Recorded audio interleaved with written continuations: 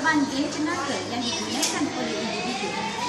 Ketidakseimbangan antara tenaga yang diperoleh daripada makanan dan penggunaannya dalam aktiviti seharian mengakibatkan berlakunya pembunuhan lemak secara berlebihan di dalam tubuh. Kini, masalah obesiti semakin meningkat dalam kalangan rakyat negara kita. Menurut statistik Kajian Kesihatan dan Mobiliti Kebangsaan, 15.1% rakyat Malaysia mengalami masalah obesiti. Keadaan itu meletakkan kita pada kedudukan nombor 6 di Asia, mengalahkan beberapa buah negara Asia Barat. Menurut kajian itu juga, 2.6 juta rakyat kita digolongkan obes dan hampir setengah juta rakyat di bawah 18 tahun yang mengalami masalah berat badan berlebihan.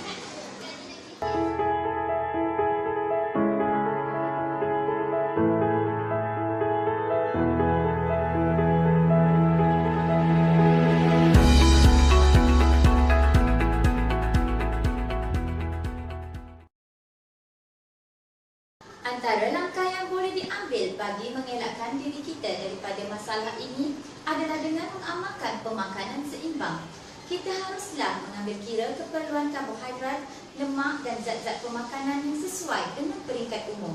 Oleh demikian, kita haruslah menjadikan piramid makanan sebagai panduan dalam pemilihan menu dan jenis makanan agar hidup lebih sihat. Selain itu, kita juga mestilah makan mengikut waktu secara teratur, terutamanya 3 waktu makan yang utama, iaitu sarapan pagi, makan tengah hari dan makan malam.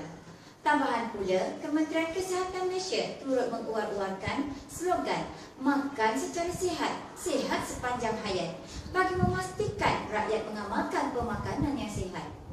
Hal ini bukan sahaja sihat, malah kehidupan lebih bahagia dan terjamin tanpa penyakit berbahaya sekiranya kita bijak dalam memilih makanan yang sihat dan seimbang setiap hari.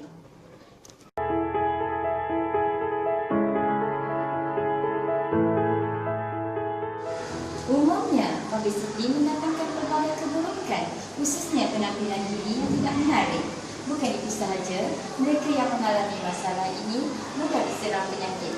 Antara penyakit yang sering dikaitkan dengan obesiti ialah diabetes, darah tinggi dan juga serangan jantung.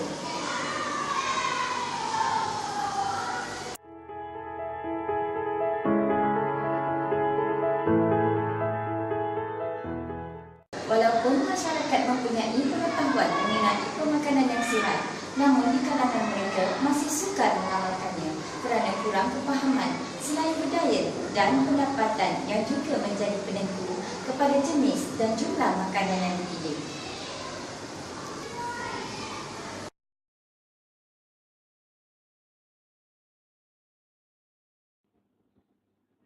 Antara faktor-faktor yang menyebabkan masalah berat badan dan kegemukan ialah faktor keturunan dan faktor persekitaran. Faktor persekitaran dan sosial seperti pengaruh iklan, tabiat dan budaya menghadiri jamuan atau kenduri juga boleh meningkatkan risiko makanan yang berlebihan. Tambahan lagi, makanan yang dihidangkan mengandungi kadar lemak dan kolesterol yang tinggi seperti kari, rendang, puding, kuih-muih yang berasaskan cheese dan coklat. Langkah seterusnya adalah dengan melakukan senaman secara teratur. Kita perlulah mendisiplinkan diri dengan melakukan senaman sekurang-kurangnya selama 20 minit di dalam 3 kali seminggu. Aktiviti senaman ini haruslah dijadikan rutin dalam kehidupan kita. Kita tidak seharusnya menjadikan kesibukan bekerja sebagai alasan untuk tidak bersenam.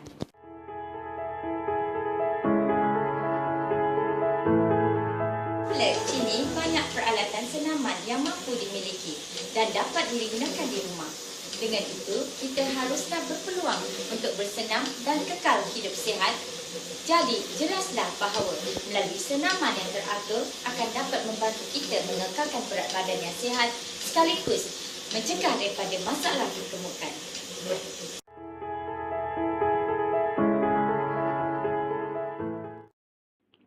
Selain daripada menjaga pemakanan dan melakukan senaman yang teratur, kita juga tidak seharusnya terpedaya dengan produk pelansingan badan yang kian berlambak dalam pasaran. Pelbagai produk perancangan badan dijual dan diiklankan yang boleh mengaburi mata pengguna. Pengguna haruslah berhati-hati kerana biasanya kandungan bahan-bahan dalam produk perancangan badan boleh membahayakan kesihatan. Malah, kebanyakan produk tiada jaminan keselamatan daripada pihak Kementerian Kesihatan Malaysia. Oleh yang demikian, penggunaan produk ini tidak selamat dan boleh menimbulkan pelbagai kesan negatif yang boleh menjejaskan kesihatan. Penggunaan produk tersebut bukannya dapat menguruskan badan, sebaliknya mendatangkan kemudaratan kepada kesihatan. Oleh itu, kita haruslah mendapatkan nasihat dan pandangan daripada pakar perubatan yang bertauliah sebelum menggunakan sesuatu produk perancangan badan yang ada dalam pasaran. Mulanya, kita haruslah sedar bahawa tiada jalan mudah untuk menguruskan dan mengawal berat badan. Sebaliknya, kita perlu mengamalkan gaya hidup yang sihat, pemakanan seimbang dan selamat dan melakukan aktiviti fizikal secara aktif. Hal ini disebabkan masalah obesiti hanya dapat dielakkan jika setiap orang berusaha bersungguh-sungguh untuk menjaga kesihatan dan mencapai berat badan yang ideal. Kita haruslah berpegang kepada falsafah peribahasa, mencegah lebih baik daripada mengubati, khususnya dalam memastikan kehidupan yang sihat dan terjamin sepanjang masa.